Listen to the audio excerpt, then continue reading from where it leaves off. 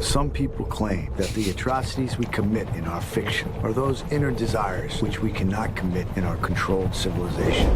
So they are expressed instead through our art. I don't agree. I believe heaven and hell are one and the same. The soul belongs to heaven and the body to hell.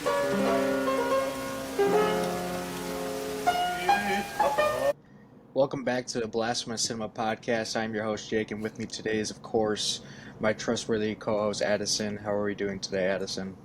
I'm good. I'm almost crying just because you trying to get the intro started. It'll be fine on their end. Don't worry about it. It'll be fine. Do you know what it sounded like on my end? I assume I know what it did. It did for mine. It sounded like it kept stopping and starting over and over again. Oh, man. It'll be good for them. Don't worry. It's good for them. We're here to discuss your pick. Yeah. 2013's Hard to Be a God, directed by Alexei German, yeah. It's a Russian epic medieval science fiction film about a team of scientists who travel from Earth to the planet Arkanar, which is inhabited by a race of humans identical to those of Earth. Their civilization has not progressed beyond a civilization that is culturally and technologically nearly identical to medieval Europe. So one reason may be the militant, anti-intellectual attitude of the planet. Anyone whom the inhabitants of the planet consider to be an intellectual is instantly executed. The Earth scientists are ordered not to interfere and to conceal their identities, but one of them, which is Ramada, wishes to stop the senseless murders of brilliant minds and is forced to pick a side. Yeah. Catfish of a synopsis. Legitimately one of the greatest concepts I've ever heard. Yeah, great concept. What happened? So context going into this movie. There's just a lot of things peripherally I was like, dude, this shit looks like a rocks. Like, I super excited about the concept. I got people telling me this is even though they hadn't seen it, like I've heard this is probably gonna be Jake Core, so I'm in. It's been my watch list for a while. I've seen a lot of people talk highly of it. It's based off a book that was also written by the authors who wrote the book for Stalker that ended up being adapted into Stalker. Should have given it to Tarkovsky. Yeah.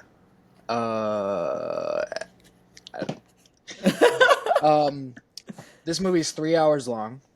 Ooh. And I wasn't necessarily turned off by that at all, like going in. I'm kind of... I was excited about it at first. Super excited. And me personally, I hit that hour 45-minute mark, and I'm already feeling its length. And you felt its length at 30 minutes long.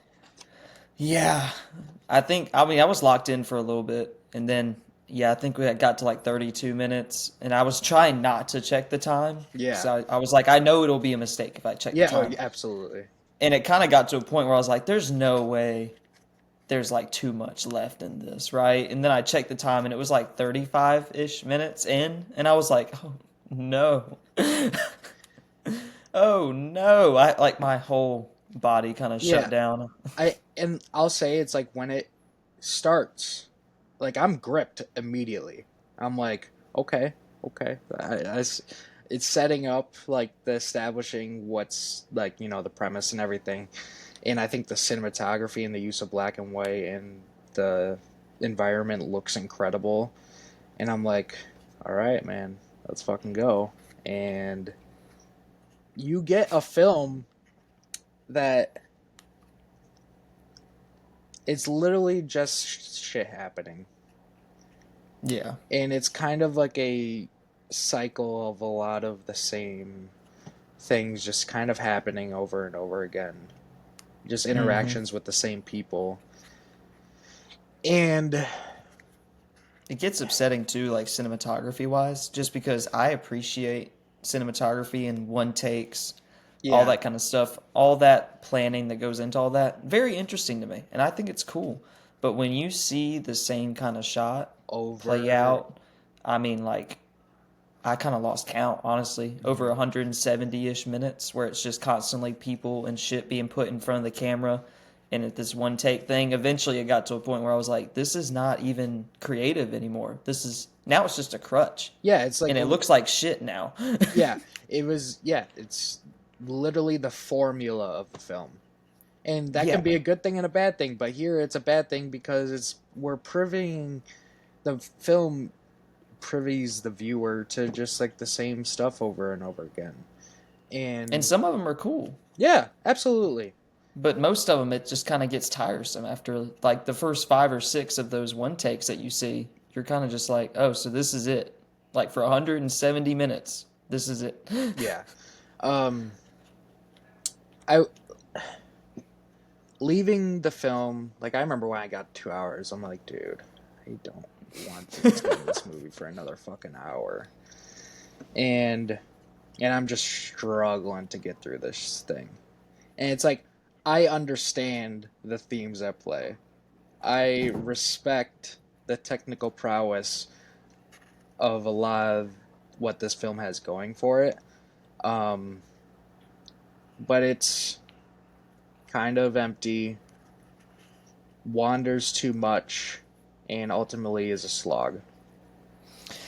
Yeah. I mean, I completely agree with you. And also, I mean, I think the beginning and the end are both strong, Yes, but absolutely. everything in between, I don't know. You probably could have chopped like 75% of all the middle shit out and probably could have had a pretty decent art house movie. Yeah, and that's where it's just like I end this movie. I'm like, you know, I I think this is like kind of like a great piece of filmmaking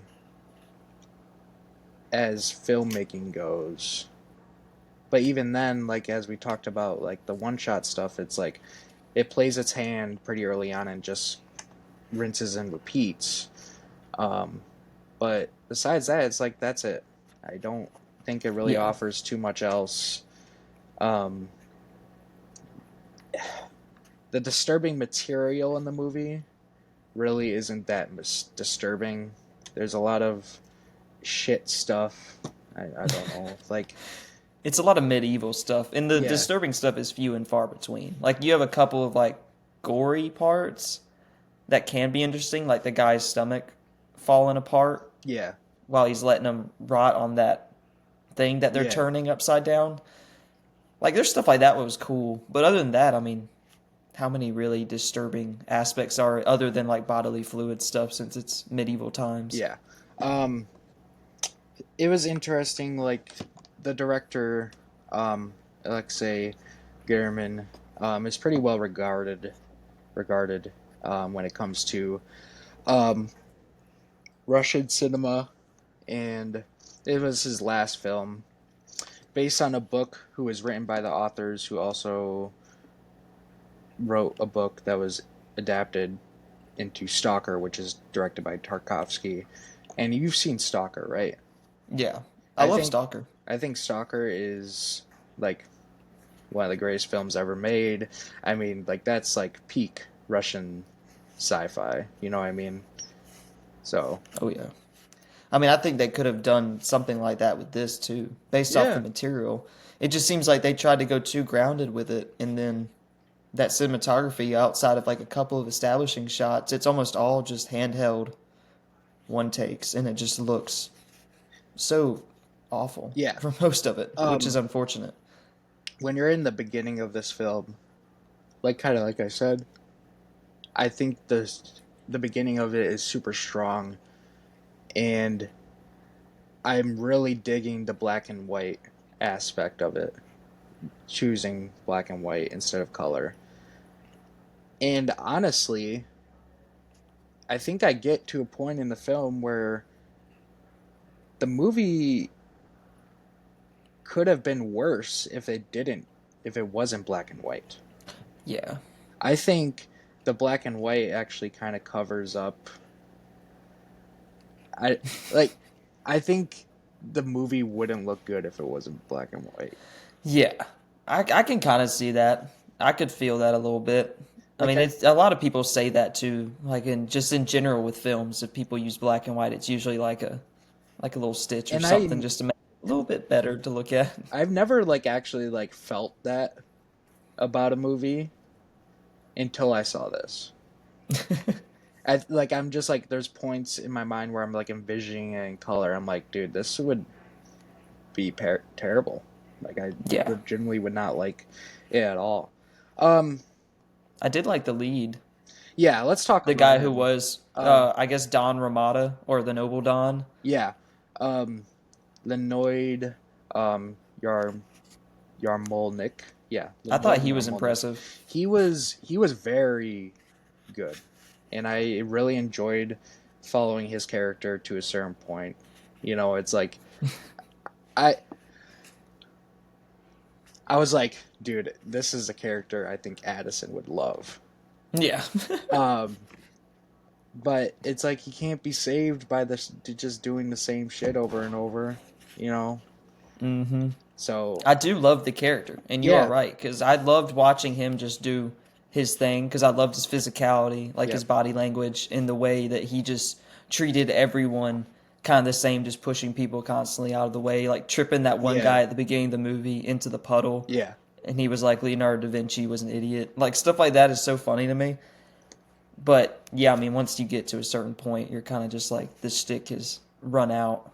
And it's like not even like he's like pretty much like the only one of like the only graceful factors left, and Yeah, it's it's sad that it turns into one of those films where like you're just like kind of despising your time with it, and it's like, oh well, that shot was cool, so I guess that was a positive. Oh, this set piece was, I guess, cool. That was about it. You know, it's like you're just kind of going through it the last, I don't know, 2 hours, just kind of like that. yeah. It's like Um, you get put on autopilot. It's like the difference between being like a passive or an engaged viewer. yep. It's almost like I hate when I become a passive viewer in something because I feel checked out. Yeah. But it's like this movie wants you to be a passive, like checked out viewer, and I just don't really. And if that's the point of the movie, I guess that's cool. But what? That's a dumb point. Yeah, and I do think like there's other movies that do that actually do it well. I just don't think this movie does it well. Yeah, like I think the zone of interest would probably be one that does it well, like Hmm. as being a passive viewer. Um, I almost kind of view like a movie kind of like Beach Bum in a way, as like just like kind of you're just like hanging out with the character, and you're kind Yeah, of just like experiencing the situations that they're in. I don't know if I would say passive viewer for that, but like that's just kind of like what my mind goes to. like Barry Lyndon too, kind of. Yeah, yeah, and those are great. Yeah, I'm they're good. thoroughly if it's even if it's passive, I'm thoroughly engaged the whole time. Direction, writing, all of it's like super good. Um, just ain't it here. Just No, ain't it. Um, I will say like so being like in a medieval setting and stuff. I do think a lot of the set and production design and everything kind of that goes into that for the most part is pretty great. I do think like there's some instances where it kind of looks like your run of the mill type of thing, but I think there's sequences in this movie that look phenomenal. You can tell everyone's really locked into accomplishing what this world looks like. Um, and with the concept as well, I do kind of want to say I do appreciate how turned back the individuals seem. Like they very much feel like a product of that time. mm-hmm. Like they don't feel out of place. They actually feel like they haven't progressed as humans truly yet. Yeah, And I think that film nails that. I would say so. And plus, I mean, the setting and everything, it all just helps that you're just constantly in mud and filth, everyone is coughing. Yeah. Like, no one seems sterile whatsoever. Yeah. Everything's just gross, and you're like, yeah, I mean, I'm guessing this is what it was like to Yeah. live back then. Yeah. We kind of already touched, the main character's great. I think the performance is awesome. I think there's some shots in his costume design that just look incredible. He, Yeah, he's just I do love his costume design. And I yeah. mean, I think most people in this movie are honestly pretty locked in to their performance. Like, Yeah. everyone seems pretty on board with it. Yeah. I mean, I loved his female companion. I Mhm. think, what was her name? Like, he kept calling her Silly Girl. Yeah. But she was so funny how she just wanted to have the grandson of Mhm. the god because Yeah. he was the son of God, and I just thought that was such a funny character. How Yeah. she was constantly just in his face, just like, confirm it's a Yeah. boy, Yeah. confirm I have your son. Yeah. I did really appreciate that.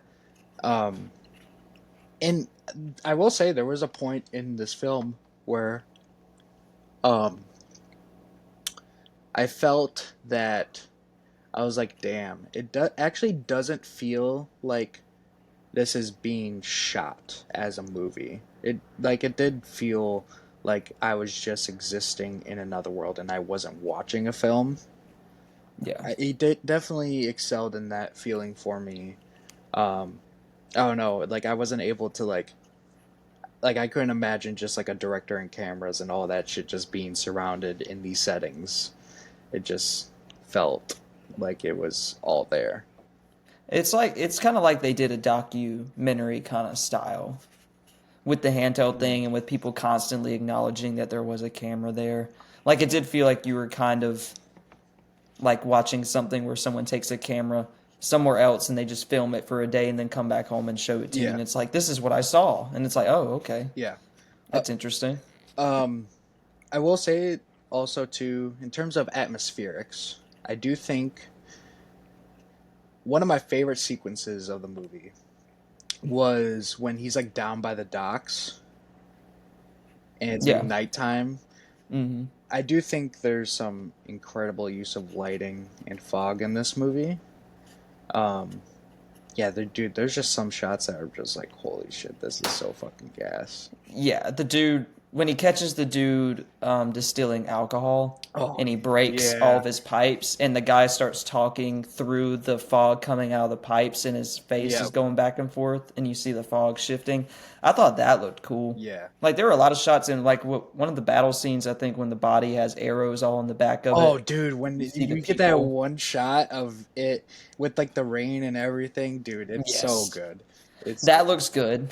And I do like most shots of the lead. yeah, Like when he's sitting there, because they have a lot of shots of him where he's just doing cool poses, or when he's doing one of his like soliloquies or monologues, and he's kind of staring off in distance or something. It, yeah, it looks cool, and then he's always grabbing stuff randomly and smelling it. yep, I find all that interesting, but I can't help but think the whole time I'm watching it that I kind of would probably enjoy it more if it was done in a, I guess, more original cinematic style instead of doing the handheld docu style. yeah, I feel like if you did it as a regular film, I probably would have enjoyed it more, because it probably would have been more like Fassbender's Macbeth or something, mm-hmm, where it would have been super artsy, but at the same time a little more controlled and for probably sure. a little more polished.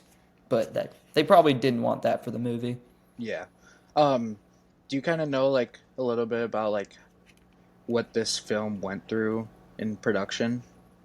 No, did it have a bad production? Well, so at a certain point, like the wife of the director and his son basically had like to finish up a lot of things. Um, in terms of like I think editing and stuff like that. So yeah, production was concluded by members of the family, and yeah, so but Oh, it did the was guy pass away? yeah he passed away before the film could be completed. Oh, so it's an eyes wide shut situation. Yeah, so during the lengthy editing and post production stage, that's when he passed. So, Oh, so who knows? He might have cut that down a little bit. dude, oh my god, you want to know when the film started filming? When? 2000 2000? and stopped in 2006. They shot that for 6 years? Wow. That's wild too, because I think like stuff like Lynch's Eraserhead shot for like 5 years or something like that, Yeah. because they only shot on weekends. But that's crazy that they would shoot this for 6 years. Yeah, and I don't know, like it doesn't like really tell me about like what the schedule was. Like it just seemed like it was very much like off and on production shit. How much footage did they have? Dude, I can only fucking imagine. It's probably Um, insane yeah. trying to edit that together. Um, so yeah, so at least like the editing and like a lot of that stuff was like finished by the director's family members. So that's like an interesting little tidbit. Um, let's talk about some of the more disturbing, for lack for a better word, stuff in the movie. Um, I will say one of my favorite set pieces of like production design and just things I just thought were so fucking cool was like the noose carriage. Yeah. Dude, like the whole carriage of like all these prisoners just like on nooses, like and them being forced to walk with the thing was so fucking cool. I literally couldn't believe that. I was like, dude, It was very cool. This is one of the coolest things I've ever seen in my life. And I don't know what it is that they're pouring on the bodies in this Dude, movie, oh my god.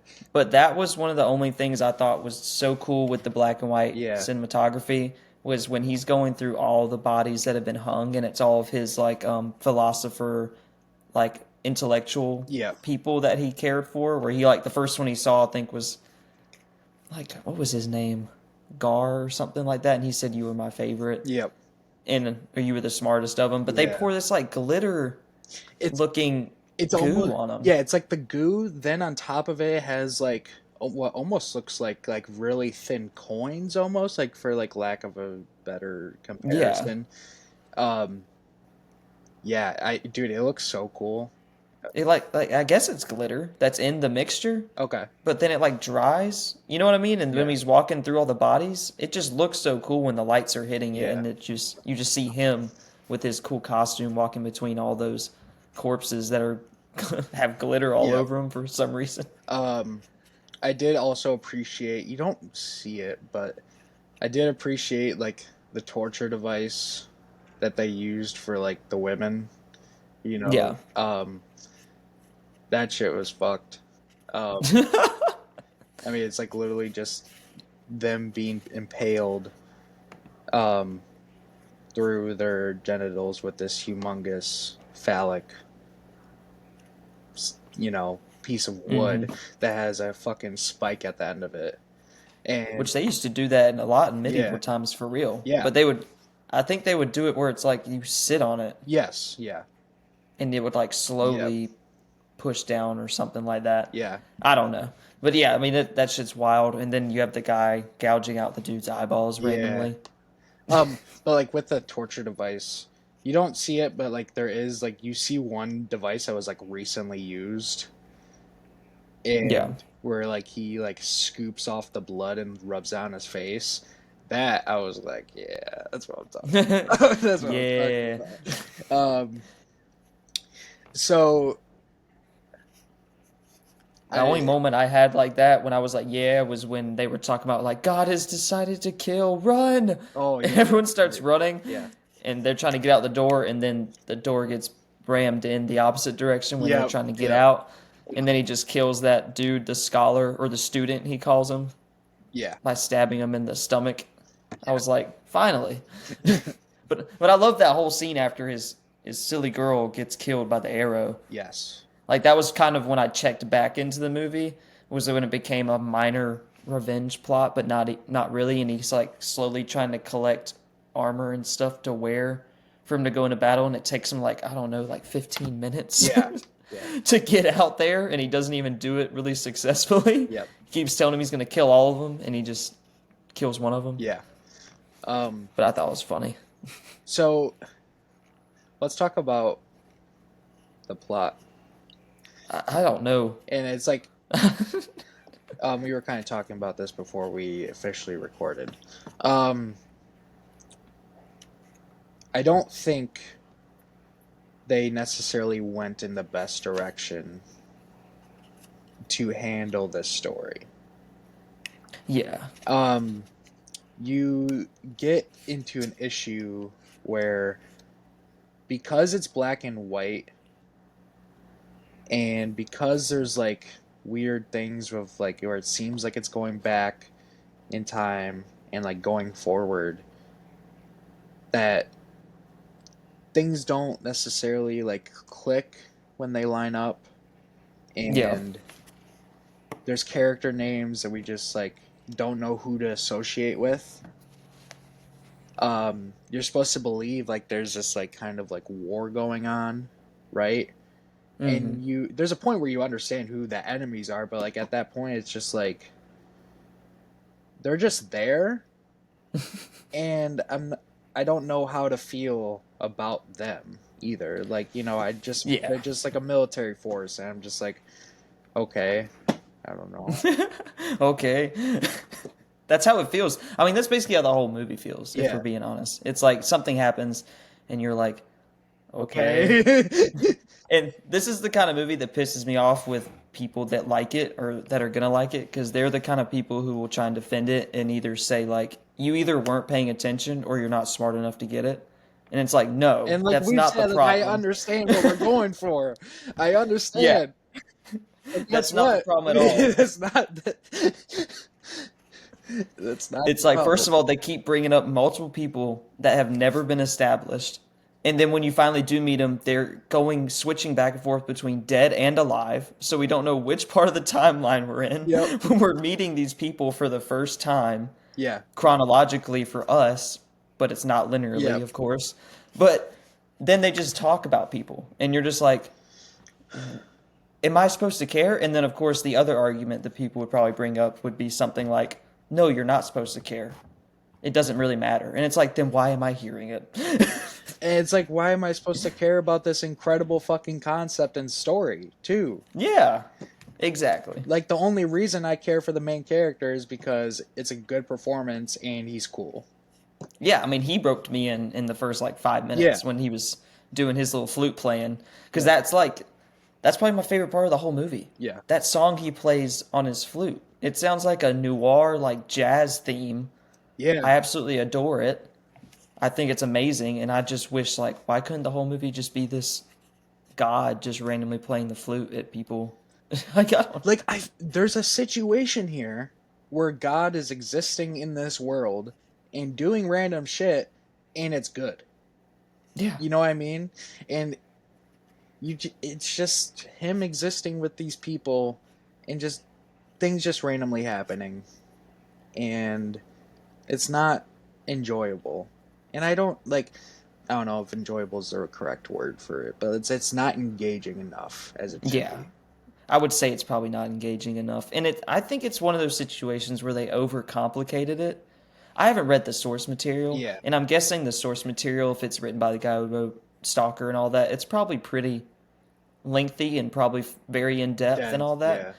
But you probably could have simplified this movie a little bit. I mean, in terms of what you actually put Yeah. within the plot or what you want the narrative to be. And it shouldn't be so freeform where it's just absolutely nothing of like true progression or weight happening. Yeah, and I don't know, man. I truly lost the plot at multiple points. I lost the I mean, plot at yeah. multiple points. I didn't even know really what the plot was going in other than what the synopsis told me, and I was picking up on things here and there. But by the end of it, like we said, it didn't really matter. I was talking about this film to my friend before I got into it, and she was like, well, let's see if they can pull that off. And I'm like, nope. They did not. I do think That's a good call. I do think, I don't know. You get into a situation where, does this film ever get made again? You know what I mean? And I don't. And I know probably a lot of people would refuse to do it because, out of respect for the director. I'll do it. Fuck it. I'll remake it. Dude, I mean, I think you could make it a little bit more engaging, that's for sure. Yeah, so you just there's points in this movie where I just don't understand what's going on. Um, I let's talk about like I guess the resolution. Well, I feel bad because this was my pick, and I was so looking forward to it Yeah, because I it's mean also been sitting in my watch list I for was so looking forward long. to it too, man. Yeah, I mean, it's just like just reading the synopsis and seeing that it's like 170 minutes long. I was like, We're in for a treat. We're in this is for a gonna be treat. good. Yeah. I guess I put my expectations too high, but I do like the resolution. I like the ending. The ending rocks. Yeah, I do I think I the ending is strong. This is where like dude, the black and white with like the winter landscapes of this medieval time just work Yeah. so well. Like the final shots of like kind of like that dead dog hanging and like the people going across on their horses in the background and like the hmm slight brush of the terrain and everything. Dude, Yeah, it I reminded me of like the end of this movie reminded me of the very beginning of Nostalgia by Tarkovsky. It's like mhm. this slow-mo black and white kind of just scene over like a countryside. And that's kind of what it felt like, but I do like how this one has like two endings almost, Yes. where you have the like I guess the actual plot ending of what this is, and then you have a little coda, like a Yeah. little epilogue of what happened to him later, and I enjoy both of those Yeah. because you also get the title of the movie dropped in the like the first part of the ending before you get to the coda. Yeah. Um Do you want to explain kind of the plot ending? Well, I guess like the regular ending is like everyone is basically just dead, and you have the people from his world coming to I guess do a check-in, Yeah. and he's pissed and he's tired, and they're talking about how they want to write about him and write about the things that they found out from his studying and him being there. And he was basically telling them like, if you have to write about me, which I guess you will, just tell him it's hard to be a god. And he's like pissed off at him, and then he's like, now just let me sleep. Yeah. And they just leave. And I was like, yeah, that's a cool ending. Yeah, I loved it. Yep. But I like the coda even more, where it's like the disillusionment has, I guess, snuck in because he left his house and never came back, and he's like a nomad tribe now, Yeah. leading them, and he shaved his head, and I guess what happens is he sees this guy, and this guy is like kind of also disillusioned, and he's like, I left my home and I never went back. And then he kind of looks at the camera and freaks out a little bit and then falls over, and everyone's like, are you ill? Are you mad? Are you okay? And he's like, no, I did the same thing. And then he just starts playing the flute, and I was just like, oh, where was this the whole movie? Why weren't we cooking like this? Yeah, I was like, I love this. Yeah. This is what I'm here for.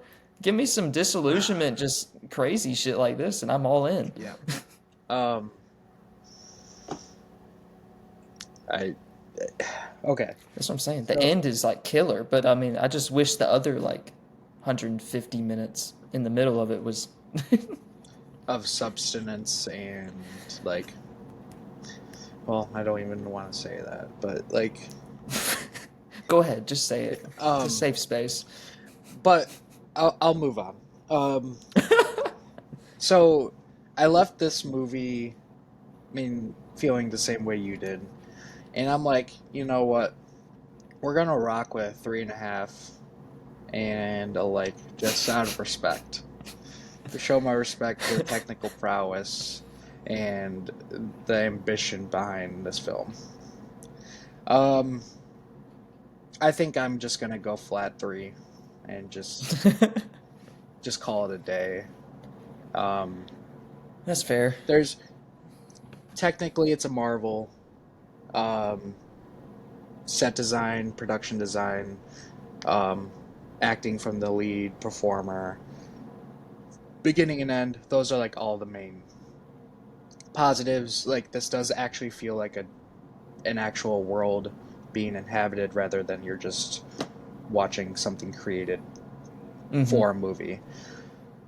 Um, there's also some interesting discussion about the adaptation from the book.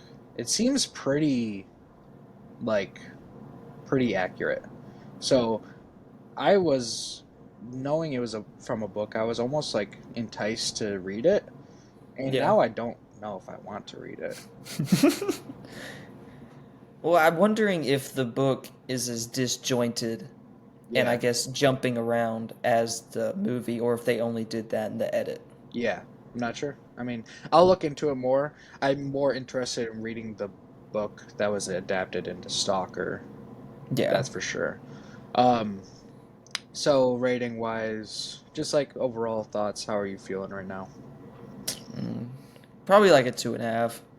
I mean, I'm probably stuck right in the middle of the road just because I do appreciate some aspects of it. But at the same time, it's one of those things where you could have the best trick in the world, but if I see it 50 times, I'm kind of just like, so you're one trick. Yeah, It's one of those things where it's like, I appreciate what it does, but at the same time, I wish it did more. yeah, So I'll give it right in the middle of the road, 2.5. yeah. Um, so that's hard to be a god. I kind of want to divert this a little bit. Um, kind of, I'll announce my next pick, and honestly, either if you want to kind of talk about either some more recent watches for us, or we can kind of talk about our top films of 2024. Actually, I think going with Top our films of 2024. 2024 would Yeah. rock. Real quick, disturbing cinema watch list. I will say there's sometime soon for one of my picks, we're gonna have to do it. I'm not I'm not There's looking at you, Jake. there's a documentary coming out on the making of a Serbian film. So I almost feel like, oh, perfect opportunity to finally do this movie. So You yeah, might be doing a solo episode. nope. You can Um, just talk to the camera. all right, what are we? Um, I hate that movie, Jake. I know, I but guess it is a disturbing cinema watch list. it is. Let me look through this here.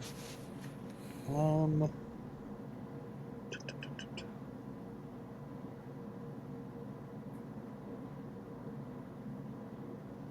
um,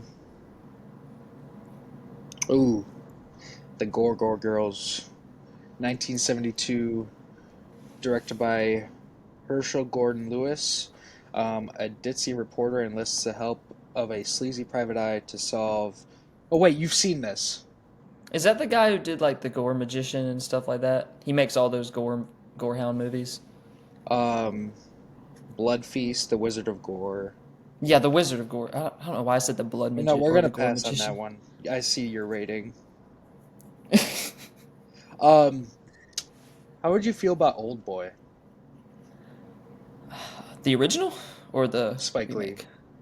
The Spike No, Lee no, one? no, no, no. I'm sorry. um, yeah, I'm either kind of. I mean, we could do a double feature if you wanted. We could do a. No, I don't want to watch the Spike Lee one. I mean, then let's just do the original. The original's Have you fun. seen it? A long time ago. Like Okay, probably in 2015. okay. So Yeah. I've been meaning to watch that for a long time. So let's do that. Um, so we'll be talking about Old Boy for the next Cool. time. I've been dying to watch this movie, man. It's just been Oh, you'll love it. it's It's been Jake Core. okay. It's been talked It's kind of about. like when I watched It's like when I watched Exuma and I was like, this is Jake Core. Yeah, I'm I'm really excited to watch that. So that's what what we'll cover next time.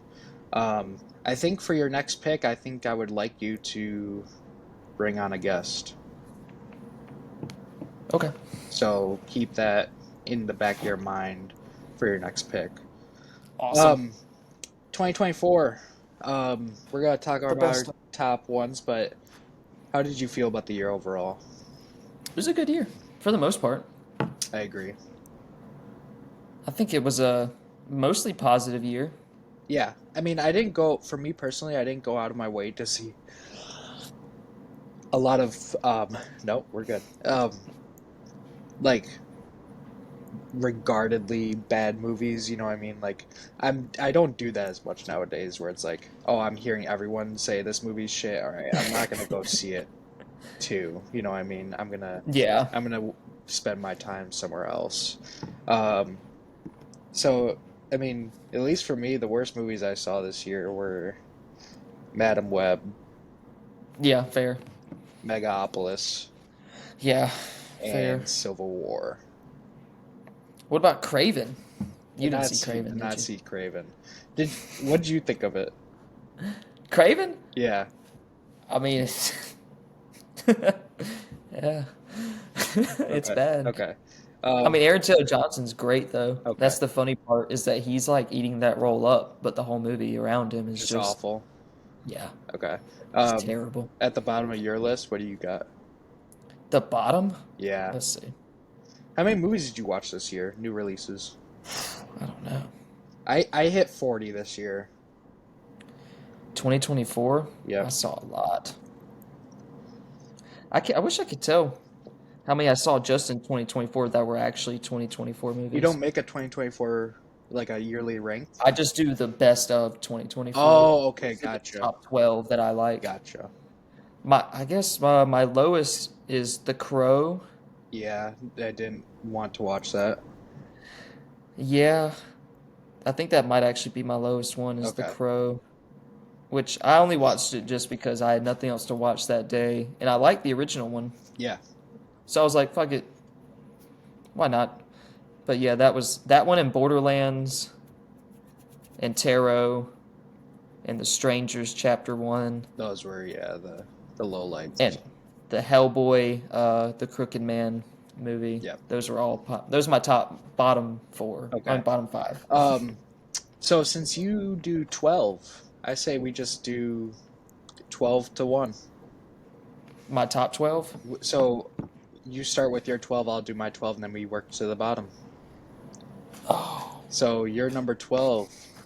Challengers. Challengers. Dude, It's a banger. this movie is so gas.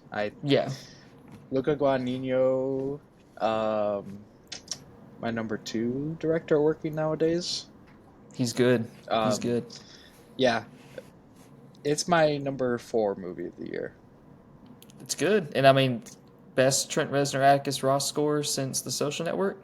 Ooh, Yeah. I mean, I would. ooh, That's what I would say. ooh. Interesting, interesting. I think it's a banger. Um, my number 12 is Look Back, which is an animated film. Um, I and haven't seen that. It's good. You like it? yes, I think, especially since you've seen Studio Ghibli films, I think you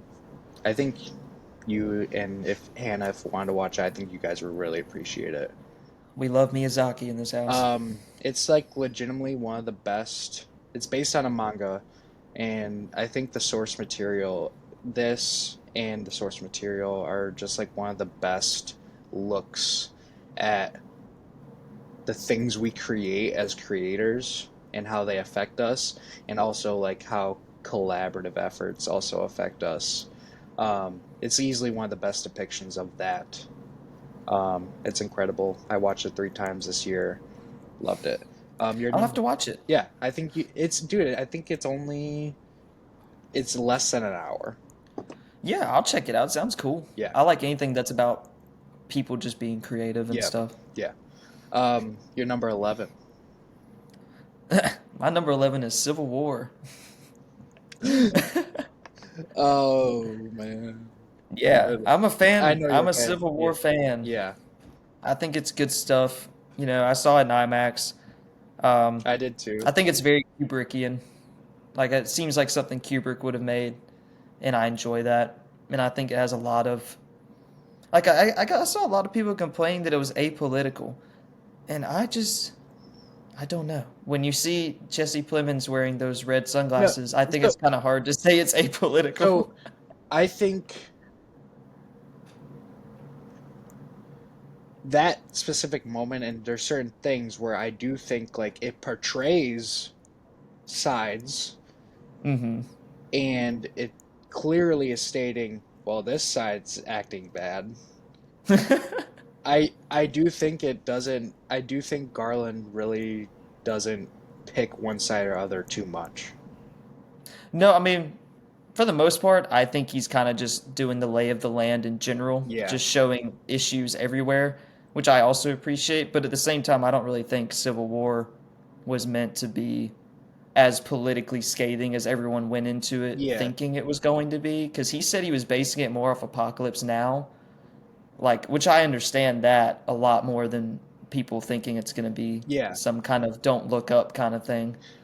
I personally, I think there's sequences in that movie that are so fucking good, especially more towards the beginning, I would say. And I think there's some great performances. I just think after a certain point, um, it's not really doing too much, and it's kind of just running its course. And I think there's certain things that sets up that doesn't like the certain themes that it touches on, but doesn't bring full circle. So I understand a lot what it's going for, but it ended up being a disappointing thing for me. Yeah. I mean, it seems like it's one of those movies where people either love it or they hate it. Hmm. I absolutely adored it. I thought all of its themes about like exploitation and then Hmm. just the country, the way it's divided, the way people are arguing, the way it has different little pockets hidden Yeah, away. And even like one of my favorite final moments in the of the year too is in Civil War when he's asking for a quote and he's like, "Please don't let them kill me," and he's like, "Yeah, that'll do," and then he gets shot, and it's like that's just such a yeah, ironic and beautiful ending for that movie. It's yeah, like a perfect nightcap for it. yeah. My number 11, Kinds of Kindness. Yeah, I still haven't seen that either. Really? No. Um, I had no idea that this was going to be an anthology film. Oh, really? Yeah. And dude, this was like easily one of the most fun experiences I had in the theaters this year. I thought this movie was so fucking funny, and I thought the performances were great. Highly recommend. Well, I haven't seen that or Poor Things. So I That's haven't seen either of crazy. the Your Ghost movies this year. That's crazy. Yeah, I mean, I just haven't caught up with it. You're number 10. The Fall Guy. I know you're a fan. Yeah, mostly just the extended cut though. Yeah. Like if I'm gonna talk about the Fall Guy, I'll say it's one of those situations that I'm tired of it happening in the movie industry where studios make people cut shit out. Yeah. And I kind of gave it the benefit of the doubt when I first saw it, and then Chandler even brought it to my attention. He was like, it felt like 20 minutes was cut out of that movie. And I was like, yeah, that's fair. And then it got released on VOD, like I think 17 days Yeah. into its theatrical release. And it said it was an extended cut with 20 minutes of extra footage. And me and Chandler were just like, There it is. Yep. why are they doing this? Yeah. And that movie just went through a shit show, like Ryan Gosling wearing the Union T-shirt, and Universal wanted them to cut every scene out of the movie of him wearing the Union shirt because it was during the strike shit. Yep. It's like, come on, man. Yeah. Um, But it's a great movie and all practical stunts, and I really appreciate stunt work, and I like movies that are just sometimes you like junk food, and I yeah. think The Fall Guy is junk food. Yep. My number 10, Anora. Oh, damn. Where's Anora for you? I did not like Honora. Oh boy.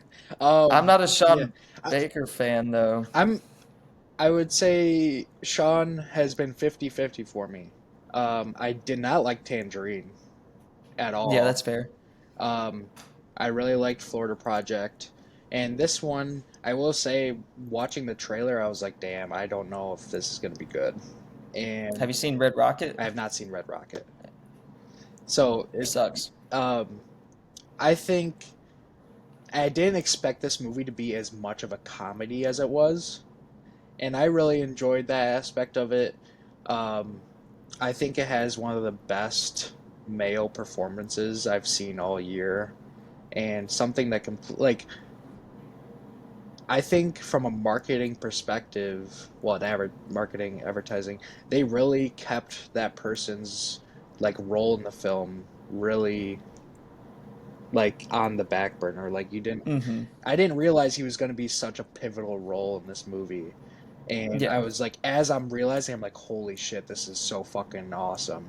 And I loved his performance so much. I think the ending's incredible. One of the best endings of the year, in my opinion. Yeah, I ended up loving it. Um, you're number 9. It's a documentary called Sugar Cane, Okay.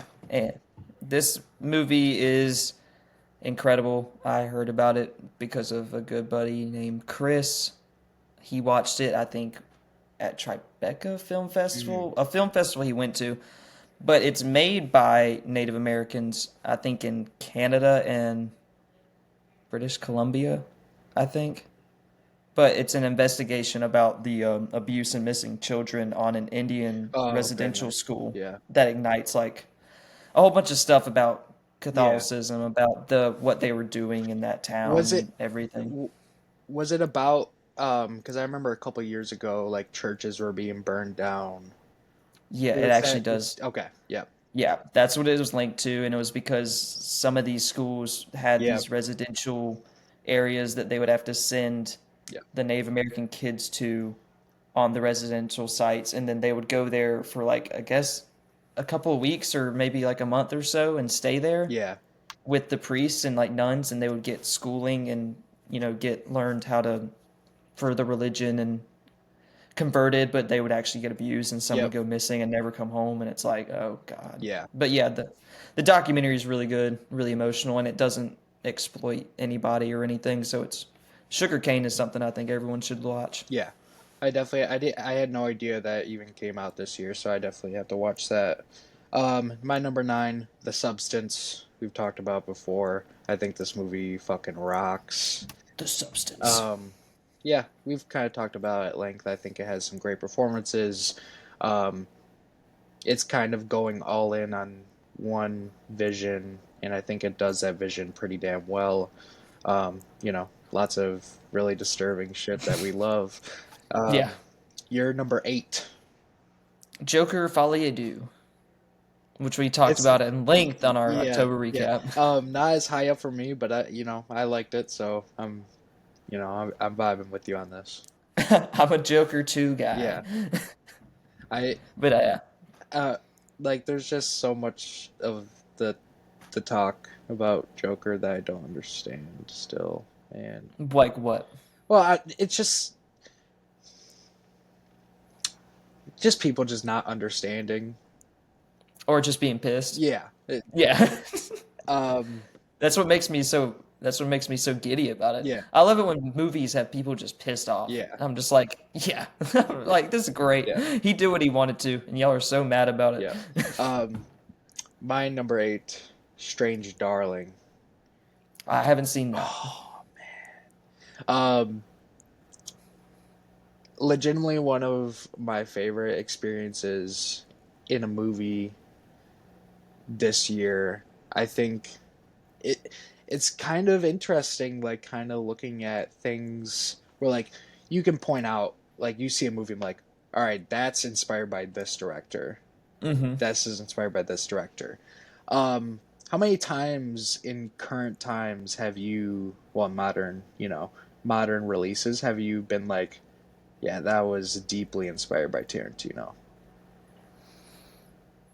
I don't think like there's been many things where I'm like, dude, this is like Tarantino core for sure, Maybe like The Harder They Fall.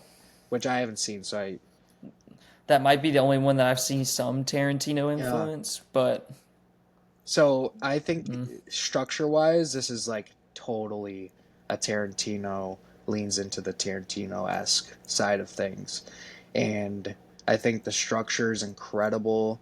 I think the performances are amazing, as some of my favorite stylistic and directional choices in a movie this year. Um, yeah, I loved it. So hell yeah. you're number 7. Furiosa, a Mad Max saga. Yeah. Yeah, I loved it. And I watched the black and chrome edition. Loved it even more because I love the black and chrome editions of this and Fury Road Yeah. more than like the regular cuts. So yeah. Nice. Fuck yeah. I liked it. It's not as high up for me, but I enjoyed it too. My number 7, The First Omen. Oh yeah, I think legitimately one of the biggest surprises this year. Who would have thought that a prequel to The Omen was ever going to be good? yeah, it's a fun one, and I And think everyone is in the same general consensus that the last like 5 minutes it's in just that one movie of suck. yeah. And but everything else is I think is near perfect in my opinion. It does so well with effective horror imagery, and there's legitimately points where I felt terrified in the movie theater watching it. Um, Yeah, so you're number 6. long legs. Hell yeah, fuck yeah, I love it. yeah, I'm on board with it yeah. now. Long Legs is my number 5, so it's like Oh it's close. Um, yeah, I think this movie's fucking incredible, man. yeah, it's a banger. Um, I think it's gonna age really well. I think more people are gonna keep coming around to it. yeah, and I do think like there's gonna be a lot of situations where who didn't like it the first time are gonna come around to it as well. I hope so. I Looks think great in 4K. Yeah, I think it's a very special film at what it tackles. Um and but that's just like it deals with a lot of the shit that I love, so Also, one of the most aesthetically and like stylistically pleasing movies I've seen in a while. Just everything to having the red borders, the T-Rex like quote at the beginning, yeah. the song choices, like just I don't know. There's something about that movie just has a pure vision. Oh yeah. And when you think about directors, it's kind of one of those things that I really like where it's like that movie was Osgood Perkins' Yep. movie. Like there's no one else touched that movie that is his fingerprint. You know what I Big mean? time. And I love that. Um you're number 5. Ooh, In a Violent Nature. Yeah. I'm surprised that's this high for you. Yeah, I loved it. I mean, I love slasher Yeah. movies. I love horror films, and it's so rare now that we get like original slasher content, especially at such an indie level Yep. like this. I think it just needs to get appreciated. Yeah. It's a great movie. Well, in my opinion, I think it's a good movie. Um I'm I think we're both very excited to see what they got cooking up for the second one. Yeah, I mean, I'm kind of worried and Yes, excited. yeah. I hope they don't just do the same shit. Yep. I hope they get more creative with it. But yeah, I'm down. I'm in. We kind of talked about my 5 and 4 slots. So, what's your number 4? Dune Part 2. And my that is my number 1. That's your Uh, number one. that's my number 1 of the year. It's a banger. Did you? I can't remember. Do you sit at masterpiece level with this one? 4.5 Okay. out of 5. I sit at a 5, but um, dude, this movie is so fucking good, man. Yeah, I mean it's incredible. I mean, no matter which way you talk about it, I still think it's just amazing. Yeah, easily. I mean, dude, what can I say about Denis that I haven't already said on this podcast? The man is truly one of the best working directors today, in my opinion, number 1. Um, and I think he has a very strong possibility as going down as an all-time goat, in my opinion. Yeah, I can't wait to see what he does with Messiah. That was my favorite book out of the ones that I read, and I think that's probably going to be my favorite movie if he adapts it the Yep. way I think he's going to. So Yeah. I'm Um, in. you're number 3. Tape Face Come again? by Tape Face Tape Face. by Chandler Ballard. Oh shit! Yep, that is it's another slasher film, indie filmmaker style. He shot the whole thing on a VHS camcorder, and it's about tape face going around killing people. Yeah, I think it's I incredible. can't wait to watch it, man.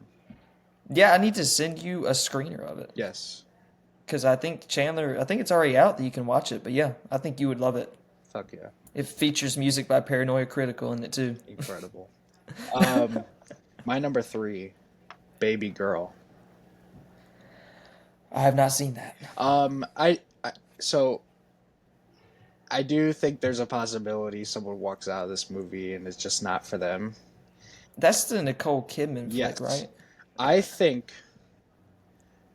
Baby Girl has a clear vision, and in my opinion, I think every single scene from top to bottom and almost every aspect of filmmaking they're going for, they're excelling at it and achieving Yeah. it. Okay. I has some of the best use of music and score all year, in my opinion.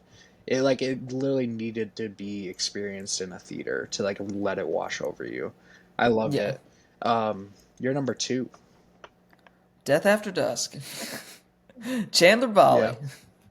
He's my goat. I love Chandler. He's making movies, doing what a lot of people can't do or won't do, and I'm proud of him. Yep. And I'm happy that he lets me be part of his stuff. So yeah, I'm always shameless plug. I will always promote Mr. Chandler, and yeah, you can watch Tape Base. I think is actually on Vimeo, and I think Death After Dusk is on Amazon and Tubi and probably something else. I'm probably forgetting something, but yeah, Yeah. go support him. Love Death After Dusk. I especially love your performance in that movie so much. Oh, Um, thank you. yeah. Proud of you guys. You guys are amazing. My number two, Queer. I still haven't seen that yet. Um, Damn it. dude, since you love him so much, I'm just gonna start off by saying the score by Trent Reznor and Atticus Yeah, Ross they is don't miss. is so fucking killer, man. I've been writing They don't miss. my think piece review essay with my friend Maddie, and I've just been throwing it on as I'm adding my sections, and Mm-hmm. I'm so astonished at how fucking good it is. Um, Yeah, I can't wait to read that. yeah, it's gonna be great. I can't believe how good it is so far, man. Is it going to be something I'm going to have to wait to watch the movie first, then read, I or think is it going to be so. Yeah, something? Okay. yeah, I think so. Um, I think Luca Guadagnino is not only is he a great director, I think he understands truly how to portray romance and like love and all that shit more than so many others working right Yeah. now. Yeah. And there's a delicate intimacy to this movie that is just so good. The performances are fucking phenomenal. The cinematography is great. And on top of it all, I was kind of sitting around like a 4.5 on it, but I gave it Hmm. a 5 bump because it left me feeling something that a movie has never made me feel before. And I can't really say because it is a spoiler. Mm. Um, the fact that he was able to pull this off is just one of the greatest feats I've ever seen in movies. Well, So, that's good to hear. so I mean, it looks I don't incredible. know if like that's necessarily gonna hit for everyone else, but for me, when it hit, I literally couldn't believe it. My heart was racing in the movie theater watching that what I'm talking about and everything else play out. Yeah. Um, I just sat in my car and I was like literally couldn't move for like 20 minutes and I'm just basking in what I had just experienced. Well, he's so talented. I mean, I don't think he's really missed yet for me. Like, Call Me by Your Name is phenomenal. Yep. Suspiria is phenomenal. Challengers is phenomenal. Yep. Bones and All is phenomenal. I like all of those. Yeah. So I'm in on Queer. And I think Daniel Craig's going to get his Oscar finally. Oh, dude, I hope so, man. I hope so. I haven't even seen it yet, and I hope so because I love Daniel Craig. Yeah. Um, we've already talked about Doom Part 2, so what's your number one? My number one is Gladiator 2. Wow! Yeah. Wow! I did not Yep. expect that. Yeah. I mean, I don't know.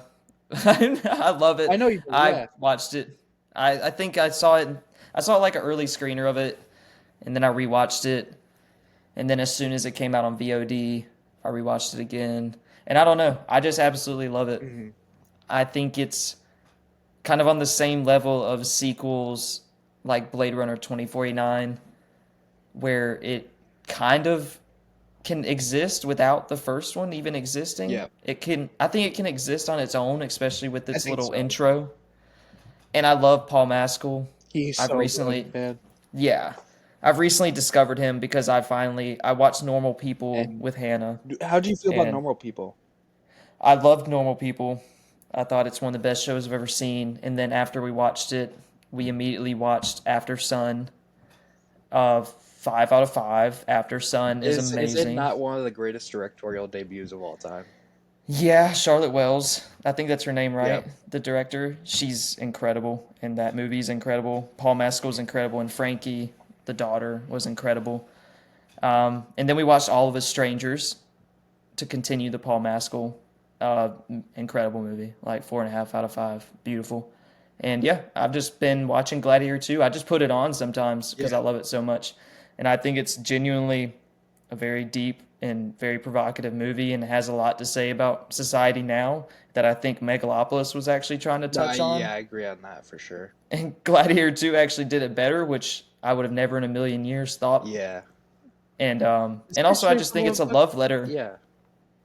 What were you saying? No, I just say especially from someone who has made some of the greatest movies of all time. You know what I mean? It's like Yeah. Francis Ford Coppola, you've been working on this movie for so long, and yet you fucking still couldn't get past the base level of these themes. But Yeah. A continue what you failure. were saying. A failure. I mean, I just don't even know what to say about Megalopolis. But I love Ridley Scott, and I genuinely think Gladiator 2 is like a love letter to his brother, and that's what it feels like to me. It deals with a lots of themes of like death and the legacy that you leave behind, and how you feel about looking up to someone and Yep. everything. And him putting Denzel in there because that was his brother's dude. Like, it just feels very personal to me, and I think it's great. Paul Mescal is incredible in the movie. I really loved him in that role. Um, some of my favorite positives of that. Um, I think the through line of the two films and just like like the story as a whole Hmm. works so well and is so good.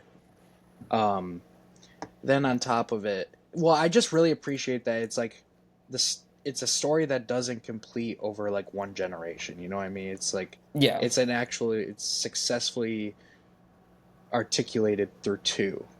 Hmm. And I do enjoy that. the opening sequence is incredible. Yeah. The opening credits. But dude, the ending shot of this in this very end of this movie with the sky behind Paul. Yeah. It's incredible. It's like Legitimately old one of my school favorite Hollywood. legitimately Yeah. one of my favorite moments in a movie this entire year. Yeah. Um That's kind of the kind of stuff I go to the movies yeah. for. And some people might say that's simple, that's easy, but that to me, like that old school Hollywood spectacle, Yeah. I just think that's the magic of movies, Yeah. and I just love how beautiful that stuff is, and I think it like makes me feel all warm in my chest. Yeah. And I also just love how all the action and stuff was all practical too, for the most part, like the Fall Guy. Yeah. Like they actually shot with the boats and they CGI'd the water in. Everyone did full gladiator training and learned with swords, and everyone trained. Like I really appreciate the physicality of movies too, Yeah. so I really liked it. And Paul Mescal doing most of his own stunts, I think is incredible, just jumping right in like that. Yeah. Um so that's 2024 movies. Yeah, 2024. Um we'll be covering Old Boy next time. Oh boy, it is. All right. Thank you guys as always for listening, watching. We'll catch you guys next time. Peace.